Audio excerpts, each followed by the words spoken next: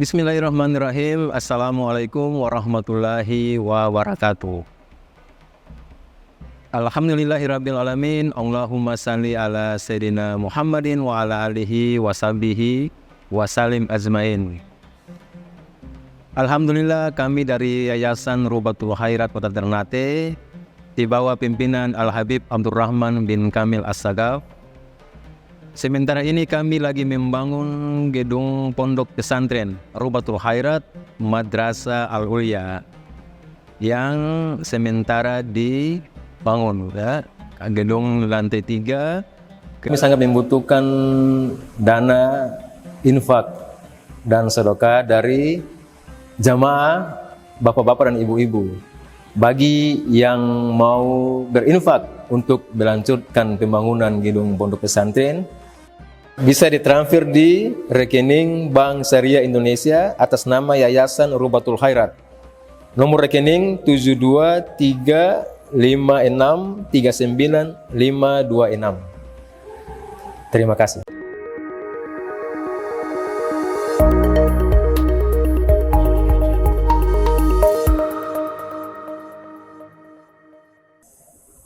Kita sampai ke satu fasal tentang as-sunnah fit tasyahud al-israru, sunnah membaca tasyahud, al-israru, tidak mengeraskan suara, baik tasyahud awal maupun tasyahud akhir. Jadi sunnahnya membaca tasyahud itu dibaca secara sir. Tapi harus diperhatikan makna sir di sini bukan tanpa suara, yaitu minimalnya an yusmi'a nafsah, yang membaca mendengar sendiri bacaannya. Jangan sampai tidak ada suara sama sekali, apalagi di tasyahud akhir. Sebab tasyahud akhir adalah rukunun min arkanis sholat. Dia adalah rukun di dalam sholat. Taib. Dan ini li ijma'il muslimin, kesepakatan para ulama di dalam mazhab Syafi'i khususnya, ala dzalika, atas hal tersebut. Wa yadullu alaihi minal hadithi ma rawainahu fi sunani Abi Daud wa Tirmidzi wal Baihaqi. Hadis terkait kesunahan membaca tasyahud secara sir itu disebutkan, yang kami riwayatkan di dalam Sunan Abi Daud, di dalam Sunan At-Tirmidzi, dan juga di dalam Sunan Al-Baihaqi, As-Sunanul Kubra, dari sahabat bernama Sayyidina Abdullah bin Mas'ud. Beliau menyatakan minas sunnah an yukhfiya at-tasyahuda, dari sunnah yaitu mengsirkan bacaan tasyahud. Jadi dalilnya dari gaulnya sahabat yang bernama Sayyiduna Abdullah bin Mas'ud radhiyallahu anhu. Beliau orang ke-6 masuk Islam dalam sejarah. Ya, minas sabiqun al-awwalun, minas sabiqin al-awwalin. Termasuk golongan sahabat yang paling awal memeluk agama Islam. Was-sabiqun al-awwalun minal muhajirina wal ansar. Beliau dari golongan muhajirin. Dan beliau bacaan Al-Qur'annya sangat indah. Bacaan Al-Qur'annya sangat indah, tajwidnya benar, tartilnya benar, sehingga Nabi pernah menyampaikan,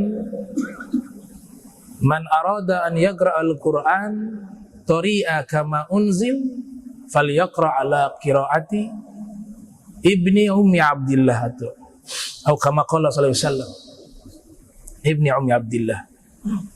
Siapa yang ingin membaca Al-Quran dengan bacaan yang originil, yang masih asli, sebagaimana Al-Quran itu diturunkan, maka hendaklah dia membaca Al-Quran dengan cara baca Al-Qurannya Abdullah bin Mas'ud. Nah, itu langsung direkomended oleh Rasul sallallahu alaihi wasallam. Dan Nabi pernah mengatakan kepada beliau, anta fatan muallam. Anta fatan muallam. Engkau adalah pemuda yang berilmu. Beliau juga tugasnya membawa sendal Nabi, sahibu na'lai Nabi, ya, yang biasa membawakan sendal Rasul itu beliau Ibnu Mas'ud. Wal wisadah, juga bantal, ya, kemana-mana Nabi kalau pergi, beliau sudah standby membawa bantal, karena beliau duduk sudah ada bantal di situ. Beliau lepas sendal, yang ngambil sendalnya Nabi dan menjaga sendalnya Nabi adalah Ibnu Mas'ud radhiyallahu anhu. Orangnya kecil, kurus, kecil. Sampai pernah satu waktu beliau naik pohon kurma, ya, naik pohon kurma.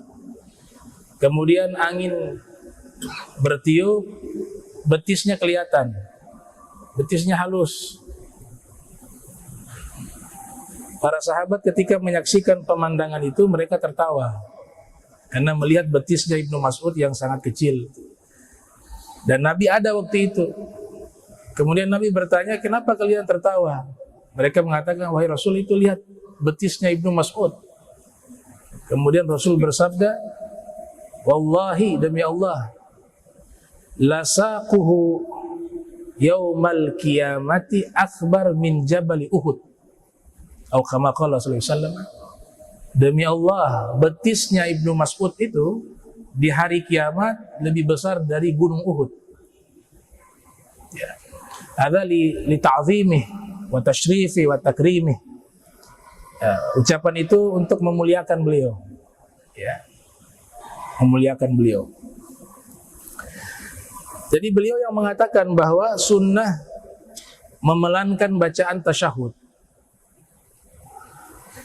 Qala Tirmidzi haditsun hasanun. Imam Tirmidzi menyatakan riwayat ini adalah riwayat hadis hasan.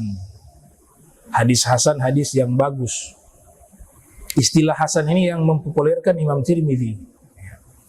Haditsun hasan. Wa qala Al-Hakim, nah, Imam Hakim yang lahir tahun 321 Hijriah, wafat 405 Hijriah, dalam kitab Al-Mustadrak beliau mengatakan sahihun. Hadis ini sahih. Jadi Imam Tirmizi mengatakan hadis hasan, Imam Hakim mengatakan hadis sahih. Al-Imam Tirmizi lahir 209 Hijriah, wafat 279 Hijriah. Ini yang disebut dalam istilah ilmu mustalahil hadis disebut dengan hadis mauquf.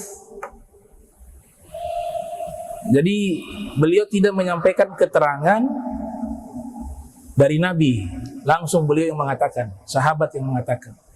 Kalau beliau mengutip sabdanya Nabi, namanya hadis al-marfu'.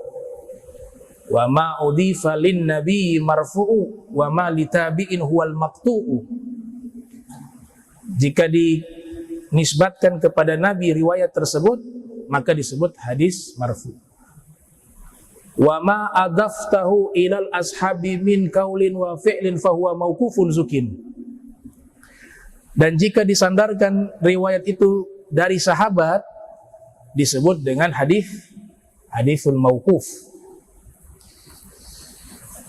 Wa idza qala sahabi minas sunnah kadza kana bi ma'na qaulihi qala Rasulullah sallallahu alaihi wasallam hadza huwal madhhabus sahih al-mukhtar alladhi alaihi jumhurul ulama'i minal fuqaha'i wal muhaddithin wa ashabil usul wal mutakallimin rahimakumullah. Falau jahara bihi kuriha walam tabtul salatuhu wala yasjudu li sahwi. Para sahabat juga, bukan hanya Ibnu Mas'ud, tapi banyak sahabat Nabi mengatakan hal yang sama. Ya. Itu hukumnya sunnah membaca secara sir tasyahud. Dan ini sebenarnya kesimpulan dari sabda Rasul. Mereka kan menyampaikan ilmu pasti dapatkan dari siapa? Dari Nabi Muhammad SAW. Jadi jangan salah paham kalau saya ceritakan bahwa ini ilmunya dari Sayyidina Ali. Misalnya, ilmu baca Al-Quran itu dari Sayyidina Ali, ilmu tajwid dari Sayyidina Ali. Itu maknanya bahwa tentu pasti Sayyidina Ali dapat dari Rasulullah. Tapi yang menyusun menjadi ilmu, yang mempopulerkan itu, yang membagikan itu Sayyidina Ali bin Abi Thalib. Misalnya ilmu tajwid. Ya. Ilmu tajwid sebenarnya yang terkenal itu namanya Qasim, ya. Qasim As-Salami. Wakil hadha fi awal yang meletakkan ilmu tajwid yaitu Al-Imam Ali bin Abi Thalib. Karena di dalam kitab At-Tamhid fi Ilmi Tajwid karya Ibnu Al-Jazari, Sayyidina Ali ditanya tentang tafsiran warattilil Qur'ana tartila, bacalah Al-Qur'an dengan tartil. Di situ dijawab oleh Sayyidina Ali, makna bacalah Al-Qur'an dengan tartil adalah tajwidul huruf wa ma'rifatul wukuf. Tajwid, memperbagus bacaan huruf Al-Qur'an dan mengetahui letak berhentinya membaca Al-Qur'an. Itu kan isyarah dengan isyarah ilmu tajwid. Dan ini adalah mazhab yang dipilih oleh mayoritas para ulama, para fuqaha, para ahli hadis, para ahli usul, dan para ahli kalam. Falau jahara bihi kuriha. Seandainya ada yang membaca tasyahud, mengeraskan suara, dia baca dengan keras, maka hukumnya makruh. Solatnya sah, tapi makruh. Walam tabtul solatuhu, solatnya tidak batal sama sekali. Tapi dia sudah melakukan satu perbuatan makruh. Wala yasjudu li sahwi, dan tidak ada kesunahan sujud sahwi. Misalnya ada yang sengaja baca tasyahud awal maupun akhir secara jahar, keras. Itu hukumnya makruh. Solatnya tidak batal dan tidak perlu sujud sahwi. Cuma sudah berlawanan dengan sunnah. Ya. Wa babu salati ala nabi sallallahu alaihi wasallam ba'da tasyahudi. Bab salawat kepada Nabi sallallahu alaihi wasallam setelah tasyahud. Jadi bacaan tasyahud bergandengan juga dengan bacaan salawat. Tasyahud bergandengan dengan salawat. I'lam anna salata ala nabi sallallahu alaihi wasallam wajibatun inda Syafi'i rahimahullah. Ketahuilah bahwa sesungguhnya salawat kepada Nabi hukumnya wajib menurut Imam Syafi'i. Maknanya apa? Wajib di dalam solat. Setelah tasyahud, hukumnya wajib. Kalau tidak dibaca, tasyahudnya tidak sah. Tasyahud akhir tidak sah, solat juga tidak sah. Makanya di sini beliau katakan wajib. Al-Imam Syafi'i. Ba'da tasyahudil al-akhir, yaitu sesudah tasyahud akhir. Lau tarakaha fihi lam tasihha salatuhu, seandainya tidak membaca tasyahud, tidak membaca salawat di tasyahud akhir, salatnya tidak sah. Salat tidak sah. Wala tajibu salatu ala ali nabi sallallahu alaihi wasallam fihi ala al-madhhab as-sahih al-mashhuri lakin tustahabbu. Dan tidak wajib membaca salawat kepada keluarga Nabi, itu pendapat yang paling populer dan paling sahih. Jadi kan ada kata alih di situ kan. Nah, ini pendapat jadid Imam Syafi'i. Al-Gaul al-Jadid Imam Syafi'i menyatakan tidak pakai salawat kepada keluarga Nabi tetap dianggap sah, tapi meninggalkan sunnah. Itu pendapat apa? Pendapat baru. Imam Syafi'i punya dua pendapat, pendapat lama, pendapat baru. Pendapat baru beliau mengatakan bahwa keluarga Nabi itu sunnah ketika dibacakan dalam salawat. Maka di beberapa kitab kalau kita lihat ulama-ulama, tidak semua ya, itu kalau menyebut salawat dengan sabda Nabi, qala sallallahu alaihi wasallam. Qala sallallahu alaihi wasallam. Itu gak ada keluarga di situ. Ya karena mazhab barunya Imam Syafi'i, bukan mazhab baru, gaul jadidnya Imam Syafi'i menyatakan bahwa keluarga itu sunnah, ya, sunnah. Tapi pendapat lama Imam Syafi'i wajib. Artinya salawat tanpa diucapkan kepada keluarga Nabi tidak sah salawatnya. Pendapat lamanya Imam Syafi'i. Itu yang beliau singgung dalam syairnya. Ya ahla baiti Rasulillah hubbukum fardun minallahi fil Qur'ani anzalahu kafakum min azimil qadril annakumu man lam yusalli alaikumu la salata lahu. Wahai ahlul bait Rasul, cinta pada kalian wajib sebagaimana yang Allah telah nyatakan di dalam Al-Qur'an yang Ia turunkan. Cukuplah bagi kalian kemuliaan pangkat kalian jika ada orang yang tidak bersalawat kepada kalian maka tidak ada solat baginya. Itu al-gaul al-qadimnya Imam Syafi'i. Wal afdal wa qala ba'du ashabina tajibu. Tapi sebagian ulama Syafi'i mengatakan wajib. Wajib bersalawat kepada Rasul dan keluarga Rasul. Wajib. Wal afdalu an yaqul Allahumma salli ala Muhammadin abdika wa rasulika an-nabiyil ummi wa ala ali Muhammadin wa azwajihi wa dzurriyyatihi kama sallaita ala Ibrahim wa ala ali Ibrahim wa barik ala Muhammad nabil ummi wa ala ali Muhammad wa azwajihi wa dzurriyyatihi kama barakta ala Ibrahim wa ala ali Ibrahim fil alamin innaka Hamidun Majid. Nah, ini pendapatnya Imam Nawawi, salawat paling afdol itu salawat Ibrahimiyah, tapi versi riwayat yang berbeda. Ini ada dalam riwayat Musnad Imam Ahmad bin Hanbal juga ada.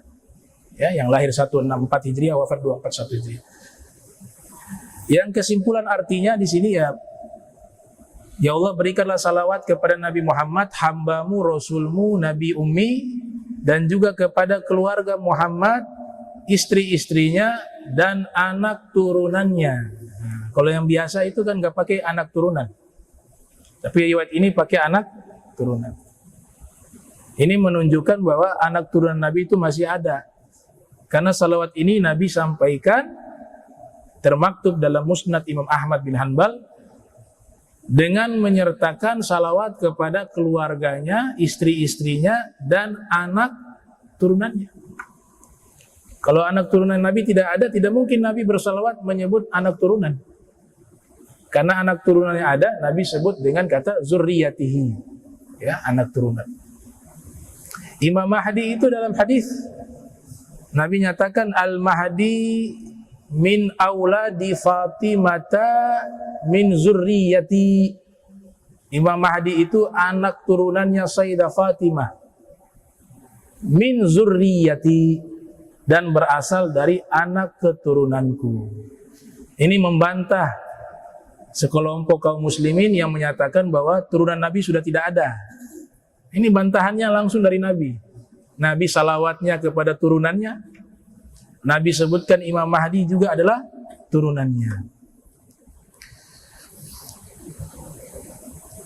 Dan ini kuburannya paling banyak di mana nih? Istri-istri Nabi, keluarga Nabi paling banyak di Baqi Al-Gharqad. Di situ kurang lebih ada 10.000 sahabat dan ahlul bait dan ulama dan tabi'in dikuburkan di situ. 10.000 orang. Baqi Al-Gharqad. Sayyidah Fatimah Khil dikuburkan di situ. Kemudian Imam Hasan bin Ali di situ. Al-Imam Ja'far Shadiq di situ. Al-Imam Ali Zainal Abidin bin Husain dimakamkan juga di situ. Istri Nabi hampir semua di situ.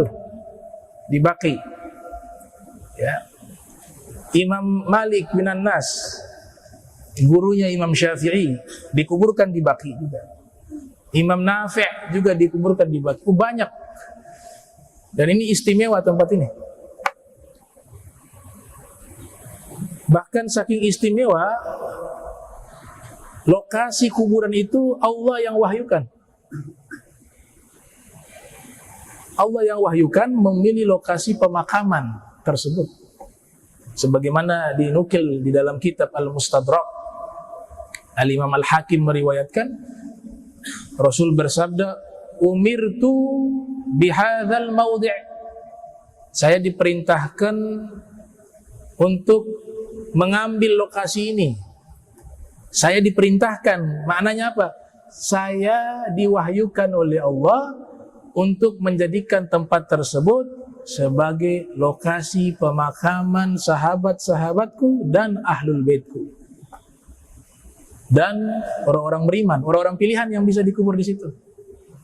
Orang-orang pilihan. Baqi artinya makanun muttasi'un fihi ashjarun kathiratun. Satu lapangan atau satu tempat yang luas, yang dahulu terdapat banyak pohon-pohon di situ. Sekarang kan sudah tidak ada, sudah diratakan. Ya. Sebelum Nabi hijrah dan menjadikan itu pemakaman, di situ adalah ibarat kata kebun yang banyak pohon di situ.